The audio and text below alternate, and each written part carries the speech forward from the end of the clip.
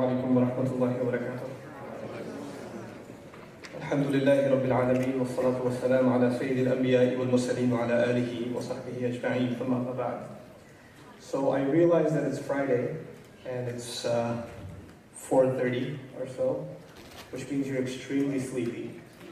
We've already, survived a khutbah this afternoon, and then now there are 3 speakers that are going to come before you, so I understand the challenge that I have, and actually more so you have, because I can stay awake because I'm talking. But you have to stay awake by listening, which is a lot harder. But what I want to share is not very complicated, inshallah. I don't think it'll take even the whole 20 minutes. It's really a heart-to-heart that I want to have with all of you, and something that I've been thinking about for the past few weeks personally in my life and the life of my family and my children. And that is that the very fundamental premise on which all of our faith is based, the fitrah, which is the subject matter of this session, is under attack. And that we are building an artificial picture of Islam, personally for ourselves and our communities oftentimes, that is really very hollow at its core. And this is a very dangerous trend. An ayah that really makes me shiver when I think about the way Allah expresses this problem. أعوذ بالله من الشيطان الرجيم يا أيها الرسول لا يحزنك الذين يسرعون في الكفر من الذين قالوا آمنا بأفواههم ولم تؤمن قلوبهم. The Prophet ﷺ is warned about a dangerous group of people within the ranks of those who call themselves Muslim. And the big crime that Allah describes they have is that they say they believe with their mouths, but their hearts haven't come to believe. Their hearts have not yet experienced something called faith. This problem is a very serious one. And I want to start in this conversation with something very, very basic. The fitrah is not something that's sound after you become Muslim. All human beings enjoy this predisposed sense of decency that Allah Azza wa Jal put and pre-programmed in all of us. A sense of commitment to truth, to fairness, to mercy, to courtesy, to respect for others, of gratitude, of appreciation, of having regard. These are things that aren't just something Muslims are concerned with. These are things that humanity was gifted with. And these are things that the Prophet ﷺ excelled in even before the revelation started coming to him. He was already at the height of his fitrah. And actually, we would consider, at least in my limited understanding of the seerah of the Prophet ﷺ and the life of our Messenger, ﷺ, that predisposed decency that the Prophet lived up to, ﷺ, even before revelation came, gave him his credibility to carry the message of Islam. Not anybody can just carry any message and it will have weight. People can give good speeches and people can talk, but when their character is not there to back up what they're saying, and people know them personally, they say, well, you may be impressed with his or her speech because you know him only from YouTube or you know her only from that public forum, but I know them personally and I don't want to hear anything they have to say because I know what they're like in their personal life. Which means there's something hollow. That wasn't the case with our Prophet ﷺ. There's a very deep introspection that all of us need, and actually people that are up on this podium and the people that are sitting in the audience, none of us are exception to this introspection. We all really, really carefully have to look deep inside and see what kind of people we've become. I want to get a little more specific. I want to leave generalities, inshallah ta'ala. I'm really worried, personally, about preserving my own fitrah and the fitrah of my children. They're growing up. My oldest daughter is 10 now, and I said this in khutbah today. I talked to her just a couple of days ago, and I said, I miss you. And she said, Abba, I'm sitting right here. Why do you miss me? I was like, yeah, but you're not what you were when you were 2 years old. You're so innocent. You were something else. Like, but it's still me. I was like, no, it's not you. And I'm going to miss this one in 3 years when you're a teenager, that crazy monster, that strange creature that... all of the sky and the earth, they fear that thing. I fear when a teenage girl is inside my house. And I really, honestly, I do worry. Because the fitrah of all human beings, not just Muslims, the fitrah of all human beings is under attack by a conglomerate of multiple multi-billion-dollar interests that are destroying our fitrah. If you even read some basic statistics, Like the filthy pornography industry, in its revenues, outdoes all of the tech sector combined. Google, Microsoft, you name it. You put all of those companies on one end, and the filth industry on the other end outshines them in revenues. There are sociologists that are doing statistics now on what age the average child on this planet is exposed to this stuff. This is a crisis situation. I have to be ready to talk to my 10-year-old, who even if she goes to Islamic school, or she's homeschooled, or she's in public school, it doesn't even matter. I have to have the heart, the strength of heart, to sit her down and talk to her about the time when one of her friends is going to show her something on the phone. Or somebody's going to show her something on a mobile device. Even if we don't allow that in our home, she will be exposed to it. It's a fact. It's a reality now.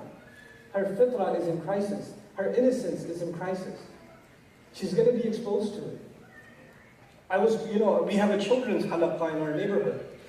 And, a relative, he conducts the halaqah, he's really great with children. And he asked the kids the question, what's the thing that you find so different about everybody else than yourselves at school? Most of these kids were in public school settings.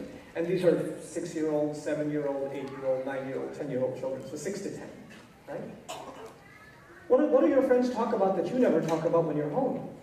What do you talk about that you never talk about when you're among Muslims? Well, all of them have boyfriends, and all of them have girlfriends. And all of them talk about these songs, and all of them have an iPhone or an iPod, and they have these songs on them. And I don't know one of my relatives came up to me even and said, he asked one of those filthy 4-letter words. He said, what does it mean?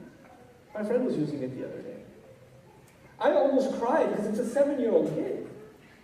He has a right not to be exposed to this stuff, It's like we worry about pollution, and environmentalists worry about the Earth's water supply being corrupted, and the air we breathe being corrupted, and the landfills contaminating the Earth. We're worried about spiritual contamination, seriously.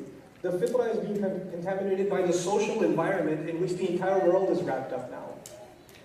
And so there's the story of the rest of not just the youth, the children that I worry about, and I'll talk to you about, at least I came up with my little scheme, a plan for how to try to preserve the children, and the children in my family, at least some level of fitrah in them, I want to preserve and strengthen. How do I do that? I'll talk to you about that in a little bit. But before I do, I want to talk to you about the youth that turn to Islam.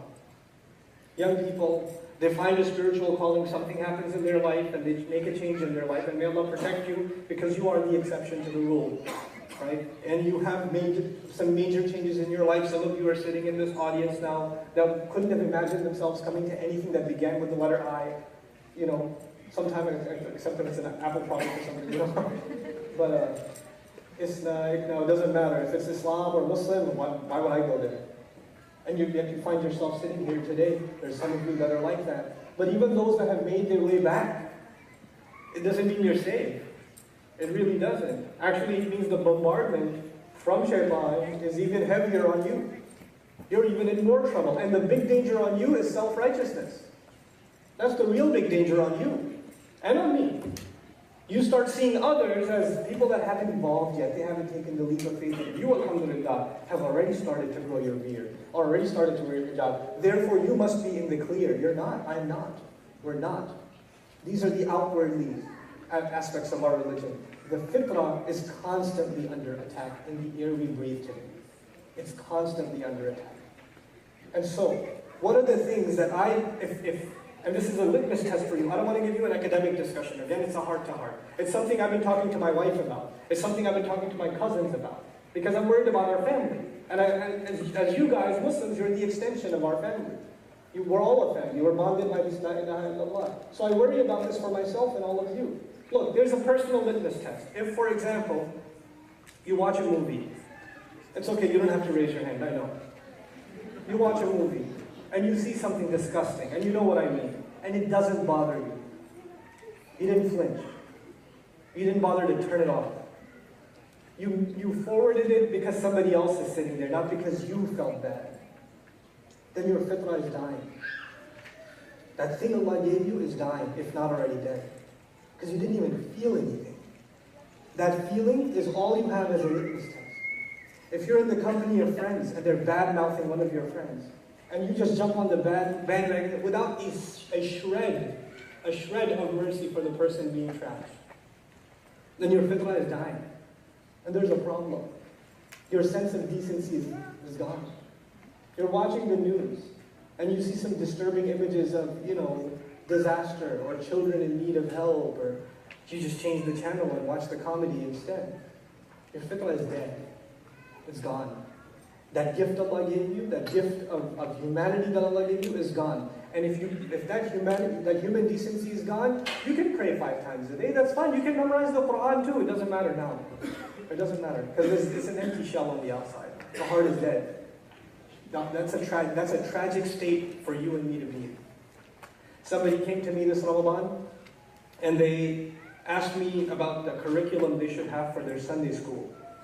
Some from the Midwest flew all the way to Dallas to randomly run into me in Taraweeh and pull me over after Salat outside the masjid so I can give them a counseling session on how to execute their Sunday school curriculum, how much Arabic should they teach, how much tafsir should they teach, which dua books should the kids memorize, etc., etc., etc.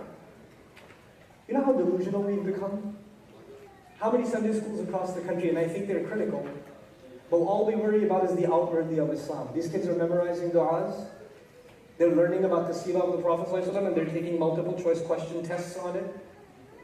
And at the end of it all, nobody even dared to or cared to ask, hey, so how are things going at school?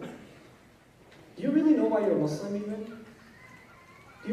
How do you feel about your parents? You know how many Muslim kids, if you had an honest conversation with you, will tell you, I hate my parents? You know how big a spiritual problem that is? How deep a spiritual problem that is? When you see kids sitting there and they're intelligent, they can pass a test. You give them any test, they'll pass it, and that's the same for Islam. You can learn hadith, you can learn tafsir. That's fine. That's just like, that's an intellectual ability. But it doesn't mean that you've become a better person. At all. At all. People come for it. I have a full-time program, and I tell them at the beginning of the year, if you're a bad human being, you will be a bad human being at the end of 9 months who can speak a little Arabic. This is not going to make you a better person if that predisposed decency is dead, if it's gone. How many Hifz kids do I know? Hifz programs across our country here. And it's a tragedy. We're supposed to be thinking here. Kids that have memorized the Quran. And they're playing outside while Salat is going on, Maghrib, not Tarawih. Salat is going on, and they're playing outside waiting for playing basketball or watching a movie on YouTube or whatever, because the Hifz graduation ceremony is after Maghrib. And these are kids that have memorized Quran. And I don't blame the kids. I don't blame them. We didn't concern ourselves with their fitrah. So what plan of action do I have for my own children? I basically want to share some things with you. Some things that drive my thought, my discussions with my own children. Number one, I want to instill in them a sense of purpose. I constantly tell my girls, especially because they're older now, Allah put you on this earth for a reason. Allah wants you to do something for Him. You have to figure out what you're really, really good at, and then you're going to give it to Allah. You're going to find some way of doing that for Allah. Like I tell my older daughter, you're the older one, everybody wants to be out here. Your younger sister who always steals your clothes and takes your toys, etc. You know why? Because she wants to be like you. Well, you have to act like a leader. And she says, no, but she just takes my stuff. No. She loves you, that's why she wants to be like you. You have to act big. You have to act strong. Sibling rivalries are natural. But when I start seeing an evolution, and instead of fighting, she's taking care of her little brother and little sister, and she's saying, did you finish your dinner? Did you go to the bathroom? Mama said you better go to the bathroom. You know what happened last time? When she does that, this is part of fitrah. This is really a part of fitrah. And then so a sense of purpose, good company. We have to make sure we and the people around us are in company that makes us better people. They're not company that reinforce our bad habits. Doesn't matter if I'm not even talking about religious people. You can have long beards and backbiters. That's not what I'm talking about. I'm talking about people that you hang out with that make you better fathers, that make you better sons, that make you better neighbors, that you actually do good things with other than talk. You do stuff with them. Good company is absolutely critical for ourselves, and we have to hunt it out for our children. Even if you have to move to a neighborhood where you know other people are raising their kids in a good way, and your kids can be friends with their kids, it's a good idea. It's worth it. It's worth the sacrifice. Then, of course, there's hands-on lessons. You can talk about the Prophet ﷺ being charitable, but what does that mean to a child if you're not asking them to give up their favorite toy? What does that mean to a child when you don't, when you take them shopping for Eid, they didn't go for themselves. They went for their cousins and got them gifts. They learned not to even ask for themselves. Because you're instilling something in them. Giving lessons about charity in a lecture and a talk is different. Hands-on experience is something entirely different. We are overindulging ourselves and our families, and it's creating a culture of ingratitude. We're just taking everything for granted, and it's destroying our fitrah. Then, of course, the big one, the big two or three, I'll just mention two and I'll end, inshallah. And that is respect.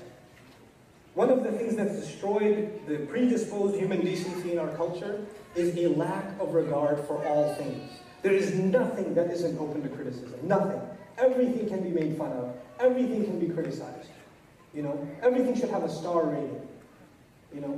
Whether it's the book of Allah, whether it's your parents, whether it's your teachers, whether it's the school you go to. And you know what that does as a culture? When you're constantly thinking about criticizing and you're the customer and you're supposed to be pleased and you're in the position of judging everything else. Oh, this is good, but, that's good, but, ask people, religious community, right? The religious community, ask them, what do you think about your masjid? Yeah, it's got a lot of problems, it's got da-da-da-da-da-da-da-da. Nobody ever starts, alhamdulillah, we have a masjid, we actually have the ability, Allah gave us the rizq to buy a house next door to the masjid, we get to hear the adhan and go make salat in the masjid. There are some issues, but who doesn't have issues? We're all human beings, may Allah help us to do. Nobody talks like that. Everybody begins with all the problems in their masjid, how much they hate their imam, and how much the board members don't understand anything, and how the youth are so messed up, and how the parking at the front, oh my God. We're just a complaining people. That kills your fitrah, you know that? That you're pre-programmed to criticize and not to be grateful. And I'm the same way. We're in that consumer mentality, and we have to snap out of that. Respect for things is the first step towards appreciating things. Respect for teachers. Respect, your kids have non-Muslim teachers. That means they don't deserve respect, the utmost respect. They're giving knowledge. My children's math teachers, science teachers, English teachers. Doesn't matter if they're Muslim or not. They deserve the utmost respect. Elders deserve the utmost respect. Something I really appreciated about moving to Texas. I moved to Texas about 3-4 years ago. At least in the neighborhood that I'm in. Alhamdulillah. You go, and when children see you in the line and they're going to cut you, they say, excuse me, sir. Just because you're older. Or excuse me, ma'am. Just the fact that they can show that respect is admirable. A couple of these Mormon kids came to my door maybe a month and a half ago. Teenage boys, red like a tomato because it's 106 degrees outside, and they ride their bike, shirt, tie on, dressed up nicely. Sir, we'd like to talk to you about God for a little bit if we could. So respectful. And I'm not at all amazed with the message of Joseph Smith. I'm not. But I am amazed at the fact that these teenagers are so darn respectful. What did your parents do, man? That's amazing. You see the Muslim teenager lately?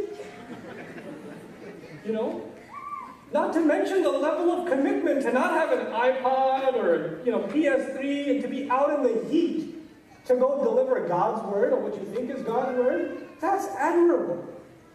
We have to learn from some other communities about how they're raising their children. We've lost some of these basics. We have those teachings in our books, but that's all they are now. They're just in our books. They're not making their way into reality.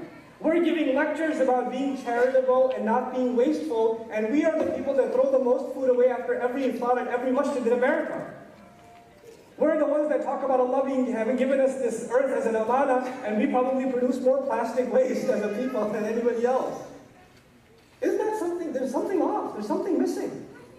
Fitrah is missing. Respect and regard for others is missing.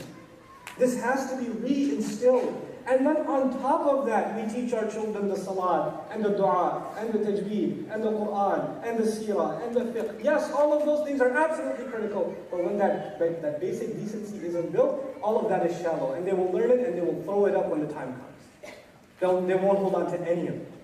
They won't hold on to any of it. Finally, the last thing I hope to instill into my children, when they get to the age, reflection. I'd like them to be people of reflection. And reflection is not that you read somebody else's reflection. You have to become a person of deep thought yourself. You don't do that unless you become a person of reading, a person of writing your thoughts, a person that appreciates literature, because that builds thought, that builds understanding. And that, to me, actually, the greatest manual for developing reflection is the Quran. Really. And I'm not talking about studying an academic tafsir of the Quran, even a discussion, a baseline discussion about the Quran with our family, ayah by ayah by ayah, little by little, based on scholarly sources, but in easy language. You know what that does? It prepares them for a life of reflection. It really does. It really does. Start seeing the world through the ayat of Allah. That's what we want. We don't want this book to be sitting in a shelf. We don't want to be something that's recited beautifully alone. We want it to be something we think through. We see the world, we're reminded of an ayah. We see a friend, we're reminded of the ayat about friends. You know, we see nature outside, we're reminded about the gift of nature. We see night coming quickly, we're reminded about how time is a fleeting commodity.